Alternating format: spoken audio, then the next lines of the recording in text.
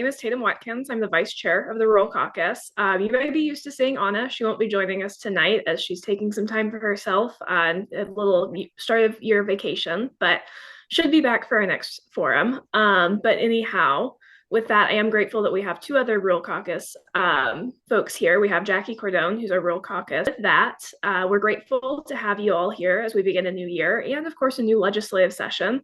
And especially as we're about to learn about an ever important issue of taxes, which I think looking at the presentation looks like this will be a pretty engaging discussion tonight. With that in mind, I'd like to go over some quick Zoom etiquette before we dive in. First of all, please stay on mute the entire meeting. If you have any questions or comments, go ahead and use the chat the entire meeting. You're welcome to type questions either to the whole group or to myself, Jackie, or Denise, and we'll filter them and make sure that we can ask them at the end of the meeting. With that in mind, also, if you need captions or anything like that, go to the bottom of your screen and there should be a section under, it might be under more, sometimes it's right directly there, and you should have the option for captions. If you don't see that immediately, it should be under more and should be in the drop down. And on that note, I'm going to hand it over to Denise to introduce our speaker tonight, Kylie. So thank you all. Well, everybody, here we are talking about taxes. I think everything, if you've all seen things over the last few days, I'm a subscriber to Substack columns like Ed Tibbetts and that, and everybody's giving their assessment of what's going on, and Laura Bellin and that. Recently, well, it was in November, I heard Kylie give the presentation, and it was excellent. Her graphs, everything is just very it helps me understand the complicated issues around taxes. So we invited her here. I'm glad everybody's here, and take it away, Kylie. Thank you, Denise. Thanks you all for having me tonight. My name is Kylie Spies. I'm a senior policy advocate with Common Good Iowa. If you're not familiar with Common Good Iowa, we are a nonprofit, nonpartisan research data public policy organization. We really focus our priorities around good policy that, improves our environment, our health systems, our child care and early childhood systems, and ensures a sustainable, equitably raised state budget, which is where I come in. So I'm new to Common Good Iowa. Some of you may know Mike Owen, who was with the Iowa Policy Project prior to the merge. Iowa Policy Project and Child and Family Policy Center are now Common Good Iowa. Mike retired recently, so thankfully he's on speed dial. He's following the sessions closely as we are, so kind of taking over the reins as much as I can from Mike here. So you have heard a lot already about taxes in day 3 of the legislative session. The focus has really been on property taxes this year, and we can talk about that a little bit and tie it in. But primarily what we're going to talk about tonight is another topic you may have heard in the news, which is our operating deficit. Our state is required to have a balanced budget, but through some kind of choice structuring of funds over the last few years, we are planning to take in about $1.3 billion less than we spend this year. And we call it a perfect storm because there were a number of decisions that led us to this point. And then kind of out of the blue, we got hit with the One Big Bill Act last summer that introduced a bunch of new things. And so now we're expecting, we're in a position where that structural deficit can be expected to worsen. So we'll talk about how we got into this place and some ways that we can get out of it. So how did we get here? Starting there, and the short answer is tax cuts. Tax cuts are how we find ourselves in a deficit. Since 2018, lawmakers have been in a tax cut blitz. So the last time, from about, and we'll see on the next slide, for about 20 years, the income tax brackets in Iowa We are not were seeing your slides. Oh, you're not? Okay. Well, that's No. probably because I didn't share my screen again. That's okay. Thank you. Okay. Does that look right? Okay, great. I wasn't really into the really juicy charts anyway, so I'm glad you caught me in time. So yeah, tax brackets were about the same for 20 years, and starting in 2018, there were 4 personal income tax cuts three corporate income tax cuts, and they eliminated, excuse me, the inheritance tax in about 6 years. So, another thing that's important to know about those tax cuts is that some of the initial bills had triggers in them where they would, cut it to this rate, and then depending on kind of how our revenue follows, then we take the next step. But many of these bills actually bypass those triggers and put them in faster than expected. Kylie, you need if you want to put it on presentation mode. She practiced this, guys, earlier, and she did Is it fine. not? No, we see Okay. like the next slides. We're seeing there. Oh no, Why? Okay, let me try this again. I know I had this. Um, there it is. That is entirely on me. Okay, I'm sorry. I've done this before, I promise. there Lots we of times. go. Okay. All right. So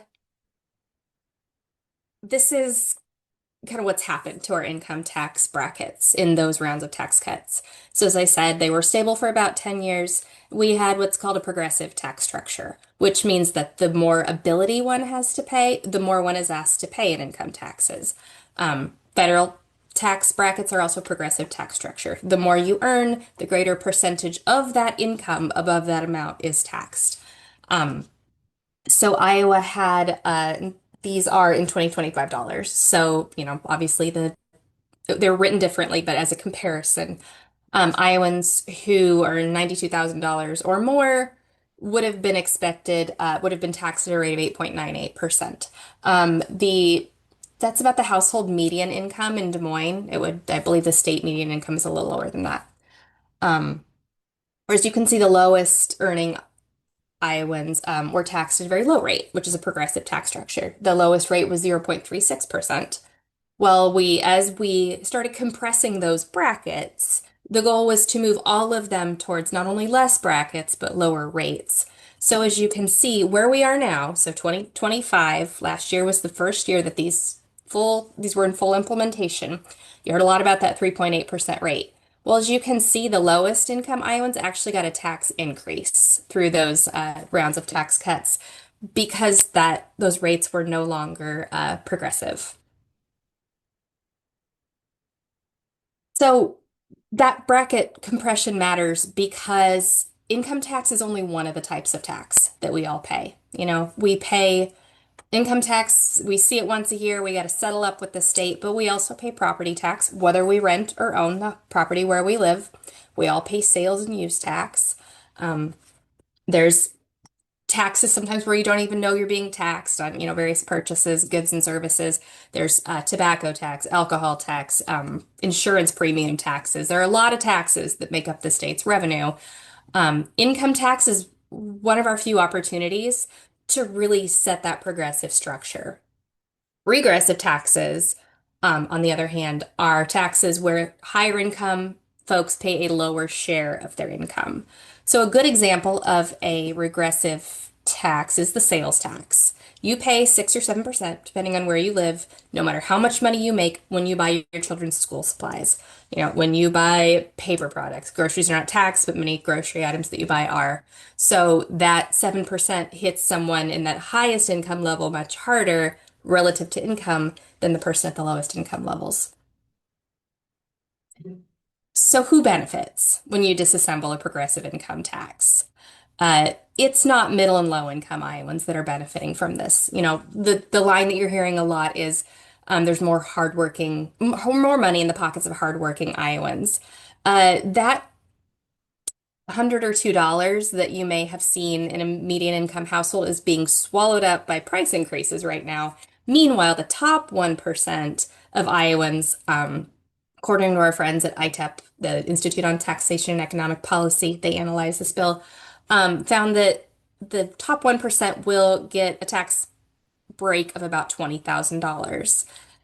Now, what would you even do with $20,000? Is $20,000 going to trickle down to the community? Most likely not, right? Like that's a tax break that at that level of wealth is hard to even kind of fathom, let alone, reinvest in a community.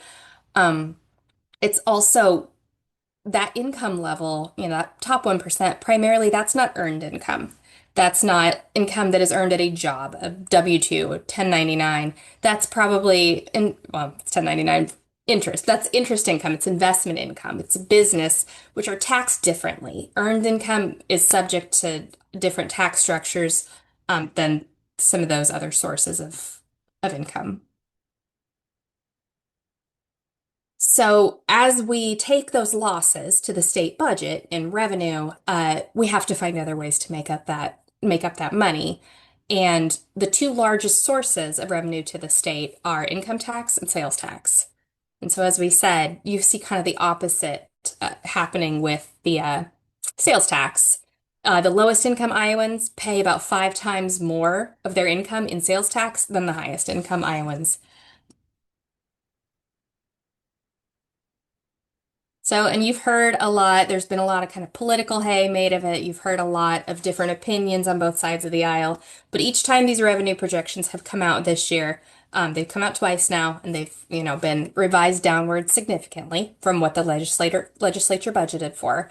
What you hear from the governor, what you hear from some of her team is general fund revenue is down just as we predicted and responsibly planned for. There's no imminent risk.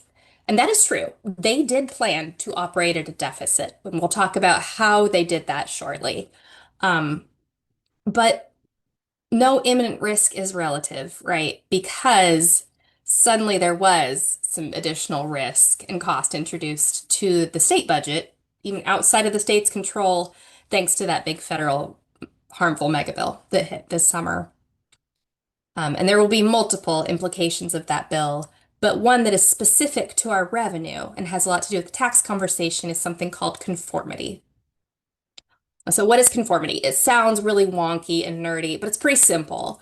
Um, Basically, conformity is how states choose to match their income taxes to federal income taxes.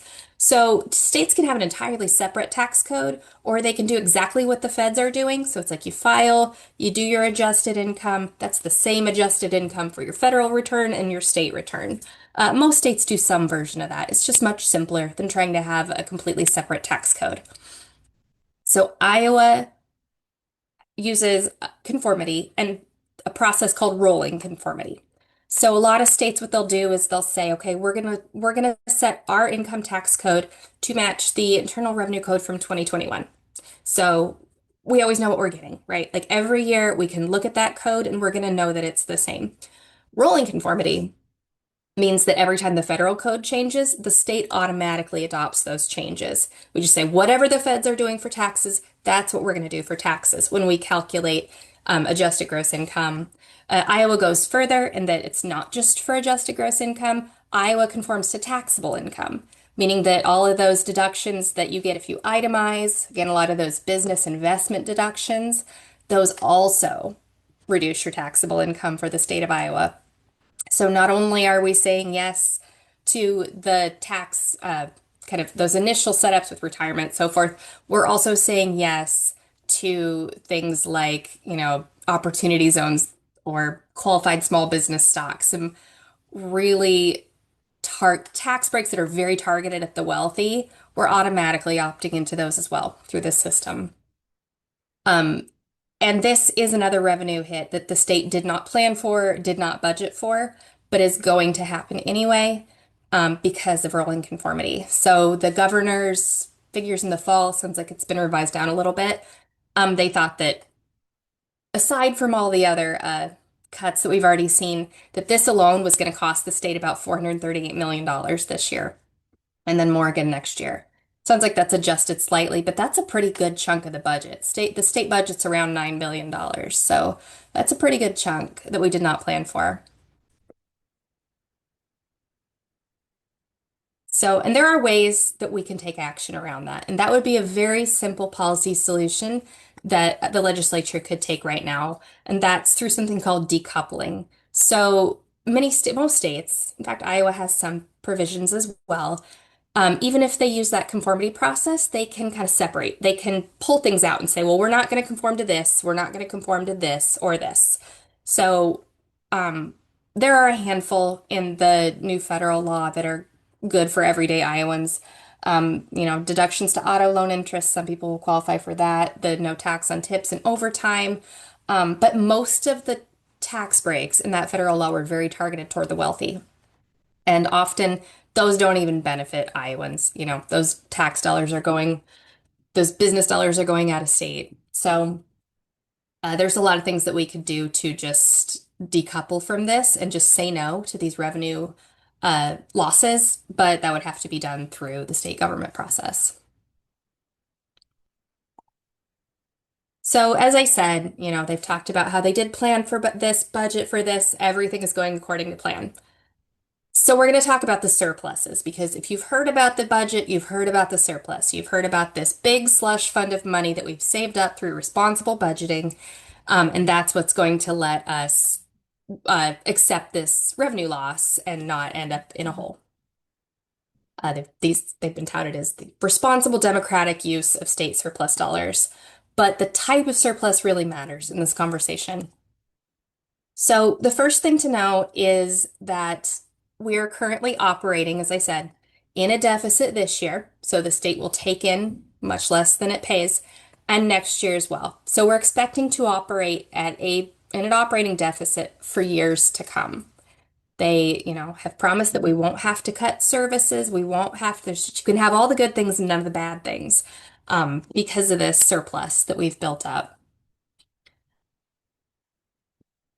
So when we talk about the surpluses, we're talking about a few different pots of money. They total about $8 billion or $6.8 billion last year, but they're not all created equal. So the first two, if you've heard the state talk about the rainy day funds, there's two funds. There's the cash reserve fund and the economic emergency fund. Those are earmarked for specific purposes. They can't just tap into those to, balance the budget. And those are required to be topped off first. So typically you have to set aside about 10% of the budget in those savings accounts. Those have to be filled first, and they've been full for a long time and they earn interest. So often money has to be moved out of those each year. And then those flow over into the next pool, which is the Taxpayer Relief Fund. You've probably heard about that too. So the Taxpayer Relief Fund was created, I believe, about 10 years ago. Its purpose has kind of changed since then, but it's meant to be a source of money that can be saved up and then spent to provide tax relief in the form of filling some of those budget holes in order to be able to charge less taxes. And then the last one that's making up these funds that they're using to cover the tax cuts is the general fund surplus. So essentially, that's what's left in the bank account after the bills are paid. So, the end of the fiscal year, the state has paid all their bills. Whatever is left is a general fund surplus. Now, to be clear, these are dollars that were not spent at the expense of things that those dollars should have been spent on for the benefit of Iowans in those years. So a lot of it was created through the COVID era. We had a lot of economic growth. There were some federal projects that allowed the state to really save up some of that money, but it wasn't going to our schools that haven't been fully funded in a long time. It wasn't going to address our water quality. It was being saved specifically for the purposes of justifying these tax cuts. So tax cuts, as I said, took effect last year. FY25 was the peak of those surpluses. So they're about $6.8 billion. But in order to plug that budget hole, they're going to have to spend those funds each year. And again, it's not a dollar in, dollar out. There's interest and so forth.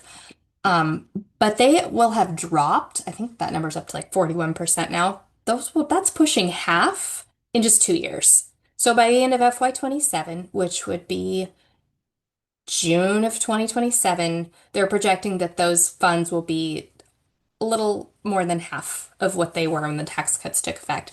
So it's not a very long time to be able to get by on these surpluses, especially when you're talking about a permanent tax cut.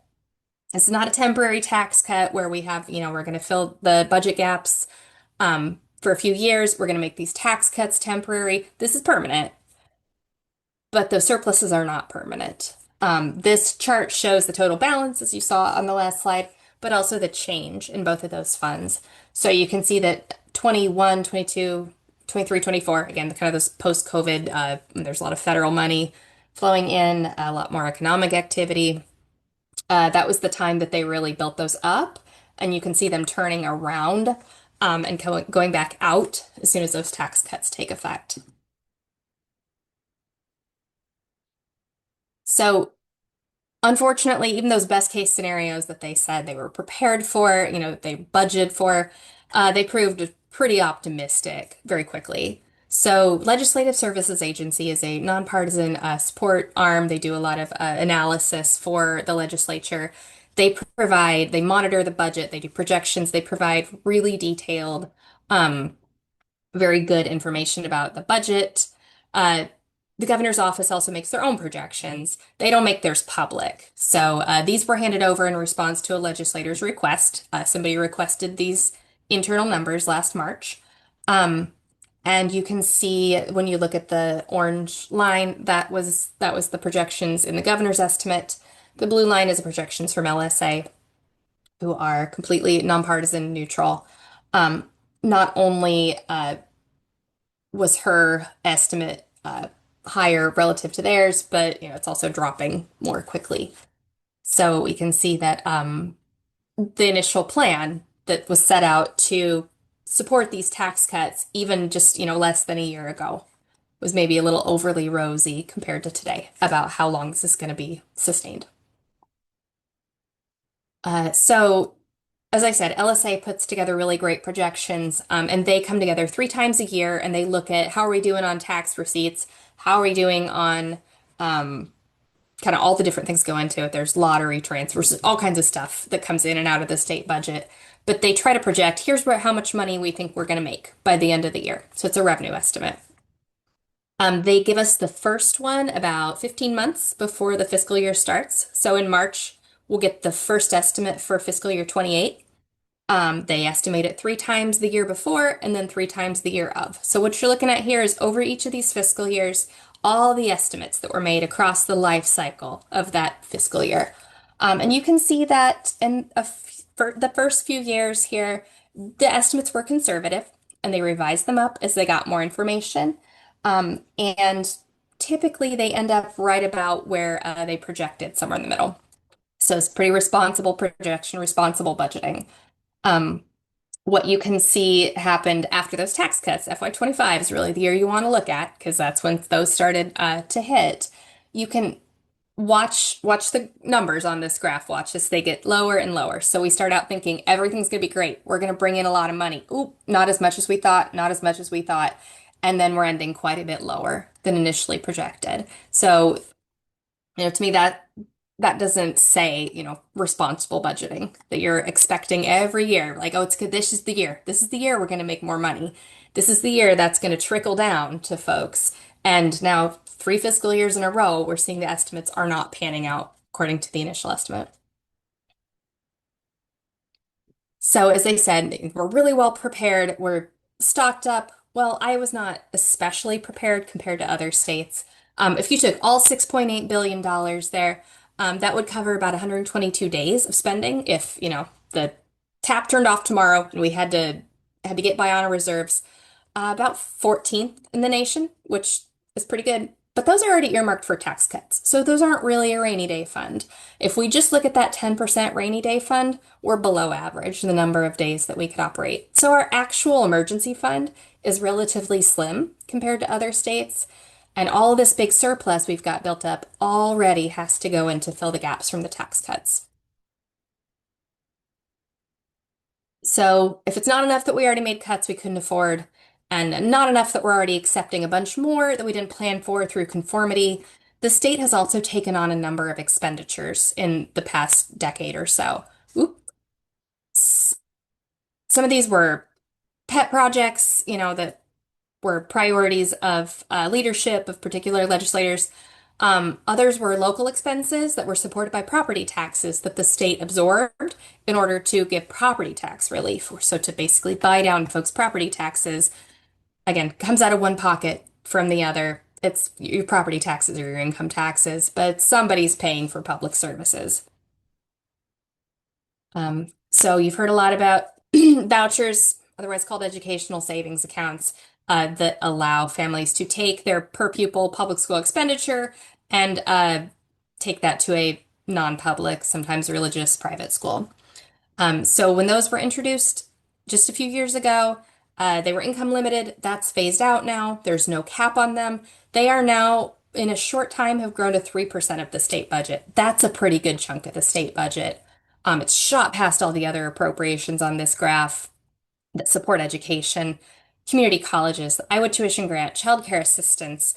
These are education fundamental services that are much more accessible. They're available to everyone, um, have a broader reach than a private school. Many communities in Iowa do not have a non-public school.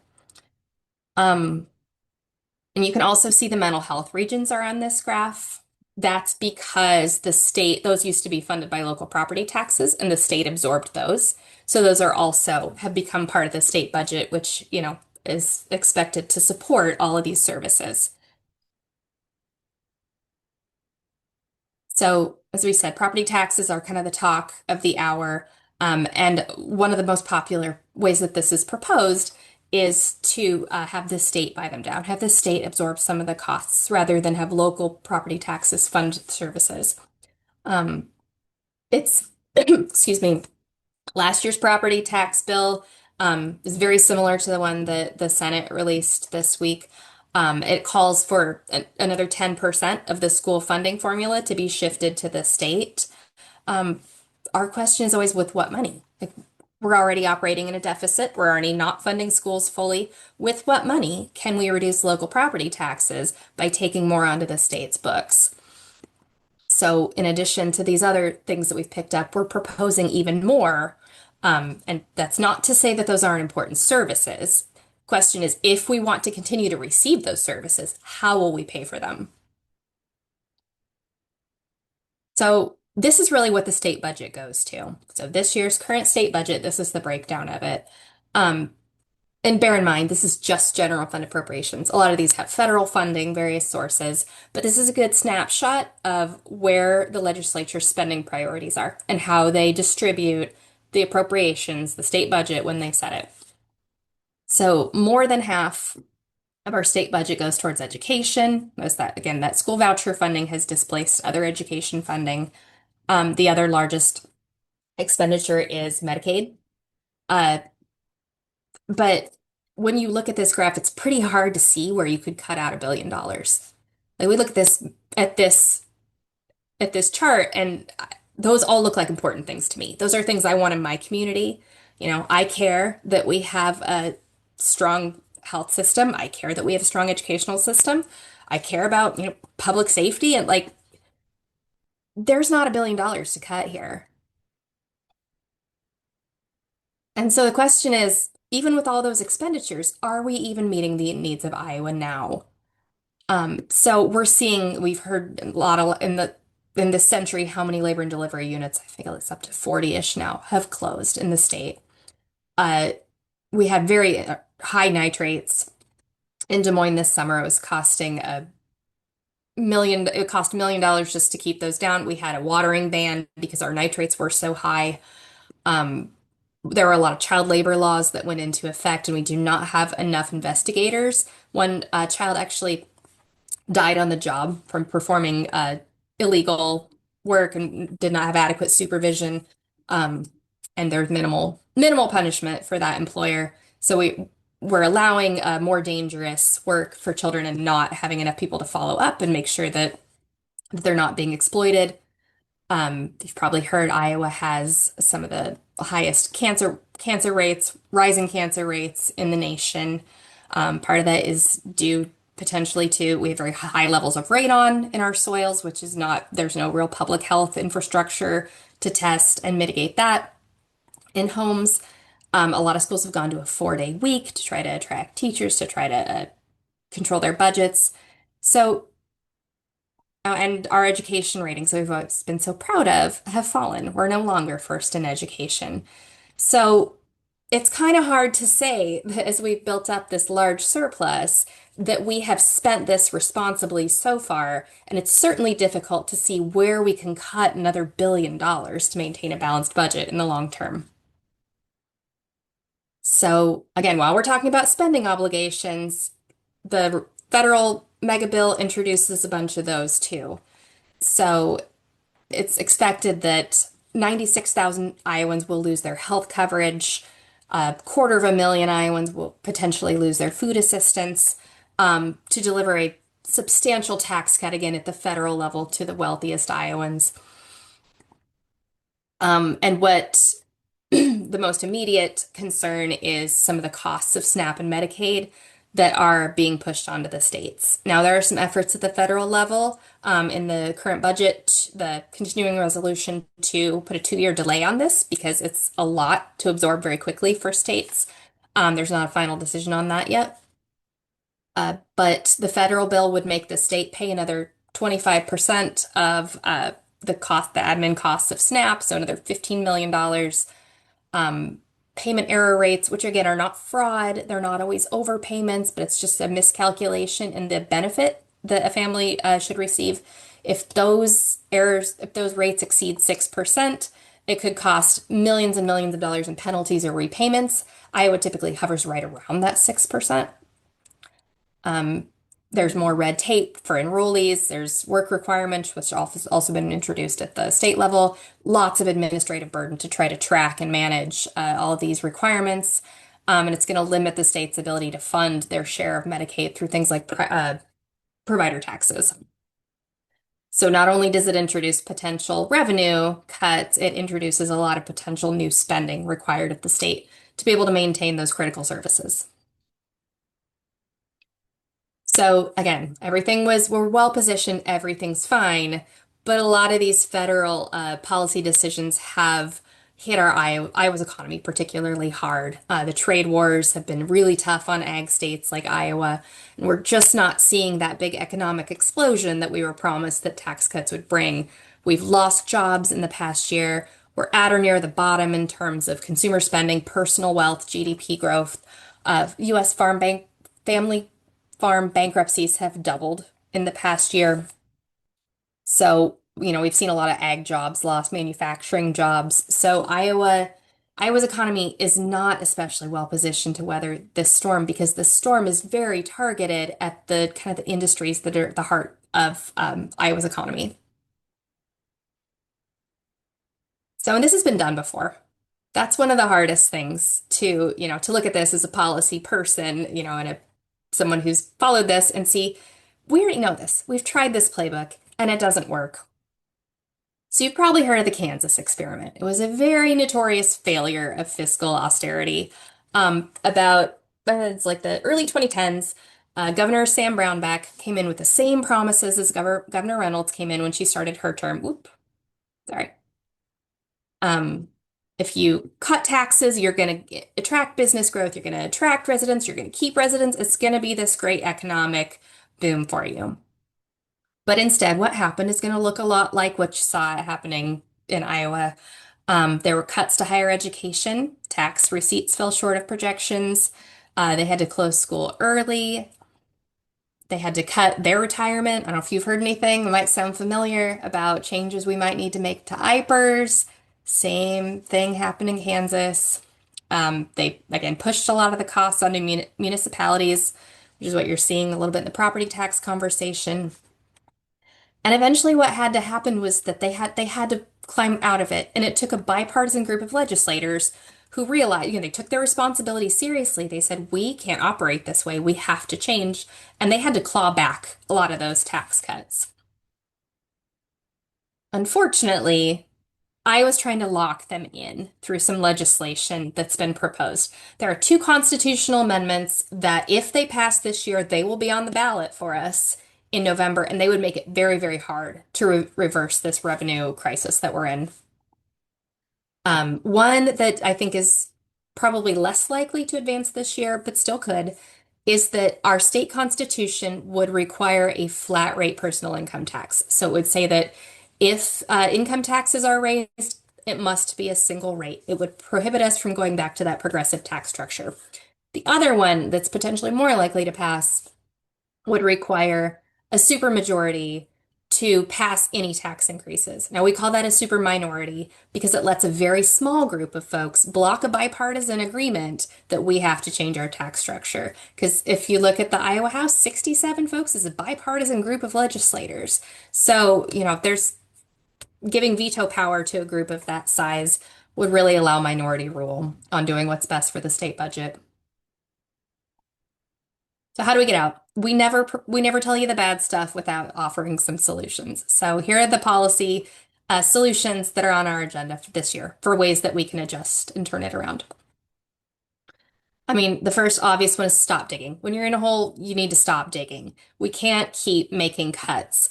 Governor Reynolds' priority when she took office was she wanted to get us down to zero income tax. It seems like they've kind of backed off on that promise for now. They've pivoted towards property taxes, which again, you take it out of this pocket, it goes into this pocket. But we can't afford any more income tax cuts, and we cannot afford to buy down local taxes by taking more spending onto the state books. We just don't have the money for it. We have to stay ahead of the conversation that's eventually going to have to happen in order to keep this going, which is where do we cut? Not how do we unroll these tax cuts? That's not the goal. Eventually, it's going to be, hey, where do we cut to get back to this balanced budget? When that surplus runs out, our health and education and safety is what's going to be on the chopping block. So those surplus dollars came from you and me. They came from our taxes, and they should go back to Iowans. So we are asking that, to avoid those cuts to Medicaid, cuts to those additional federal costs, those surpluses need to be directed towards maintaining services while we find a new path forward, rather than giving tax breaks to the wealthiest Iowans. And then we have to recapture some revenue. We have to pay our bills. So obvious one to start is to decouple. So we could opt out of some of those tax bill provisions that Iowa's never really consented to. They were handed to us by the federal government. They'll be very expensive, but they won't really have much benefit to most Iowans.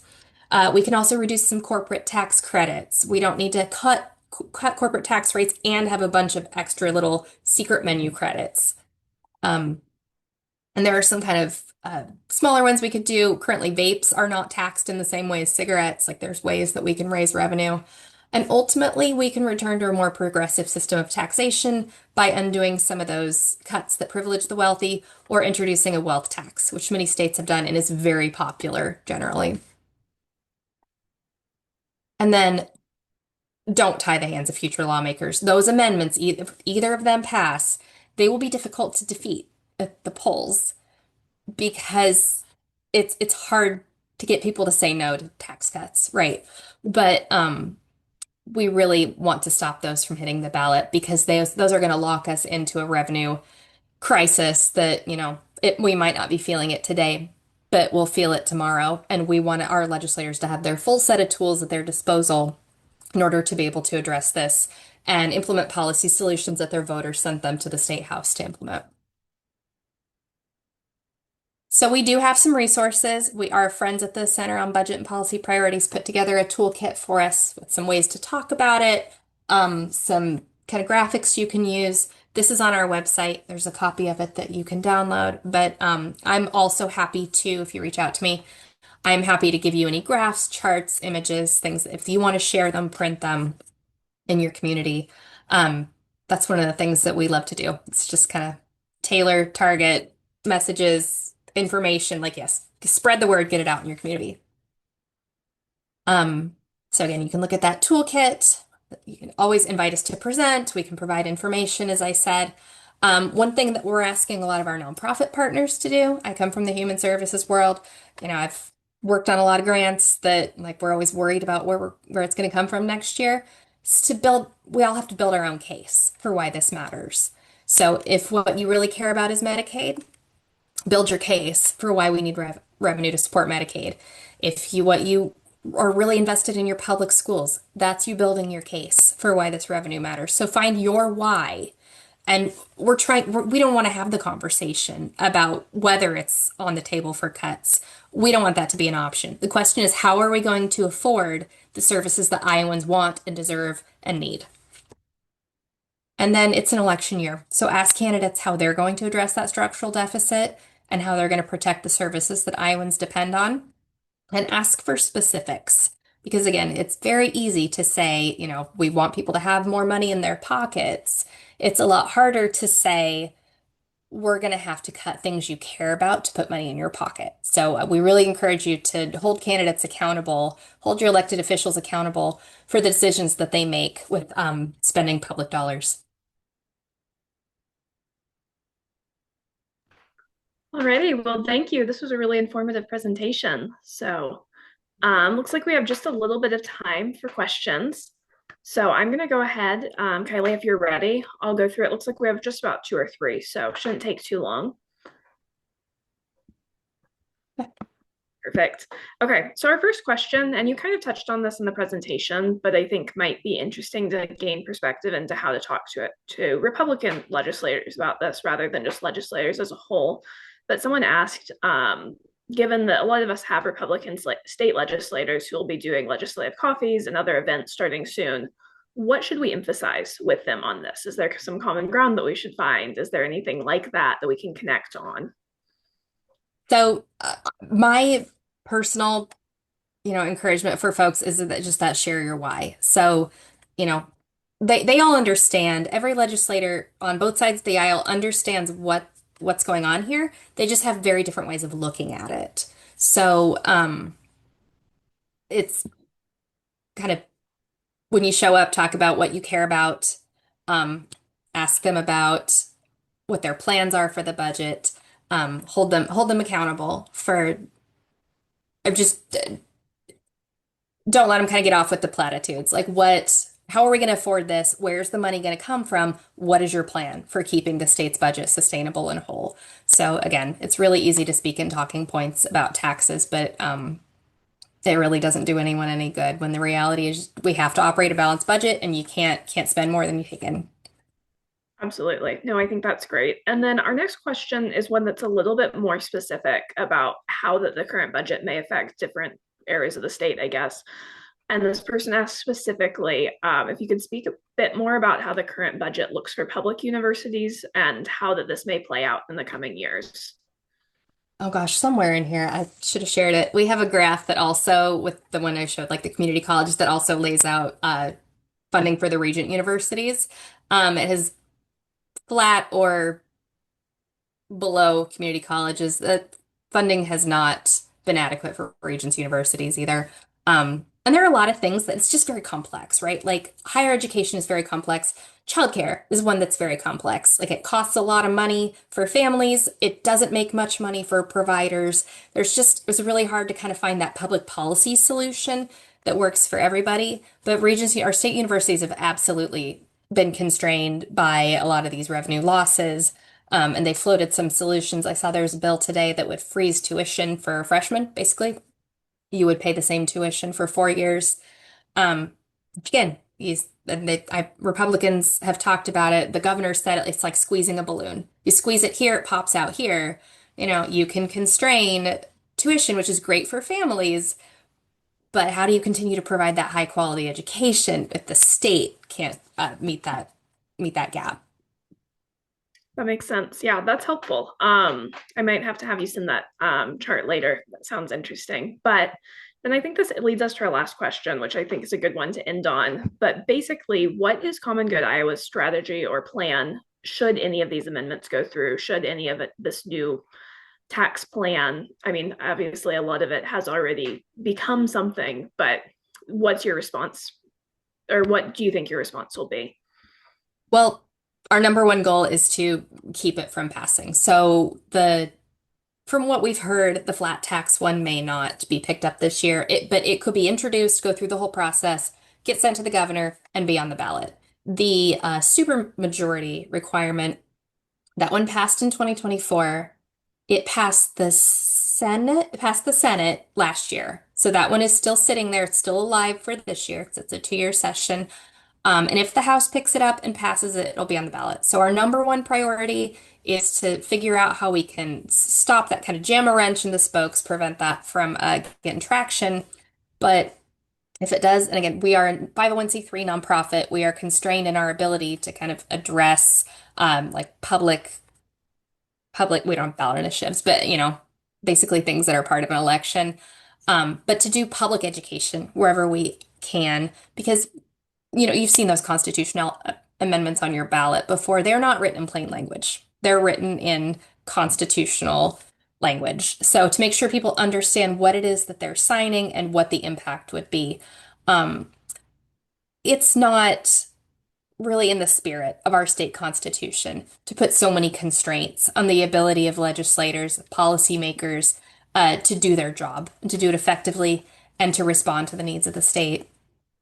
So we just kind of generally, when we see those, try to make sure that people understand what it is they're looking at, and that they understand when they go into the voting booth what it means on paper and what it means for the future. So, those are a big priority for us because those potentially have the longest term, most devastating impact on our ability to claw back out of this fiscal hole.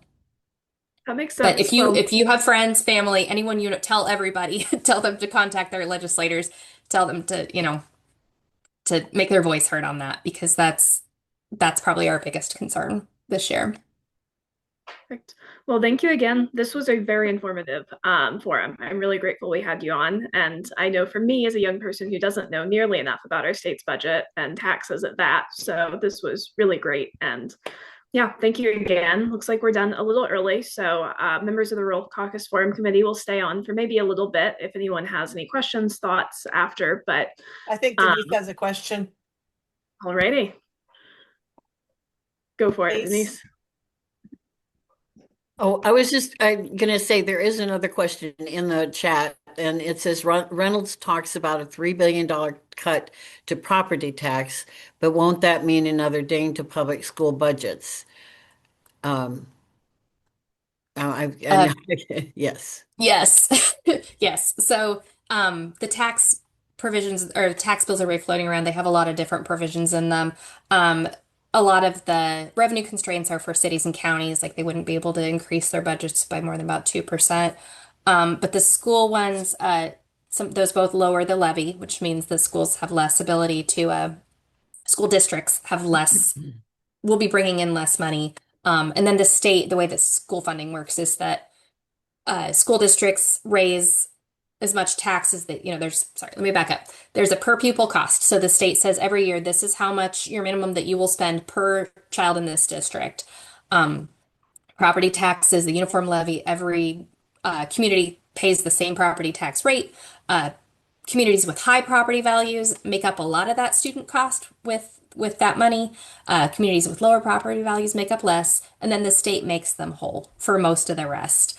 These proposals, the Senate proposal, would make them whole for 100%, meaning that not only are there less dollars in property taxes, because we're lowering that, but the state has to kick in even more with less.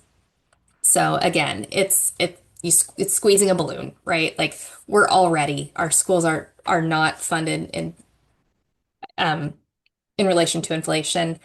And then these proposals would significantly both constrain local funding and put more strain on the state budget to try to keep it afloat.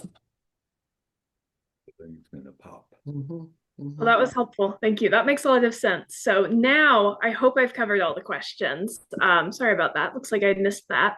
So on that note, Denise left a nice comment or a nice thought in the chat that people should make sure to use the toolkit that Common Good Iowa has.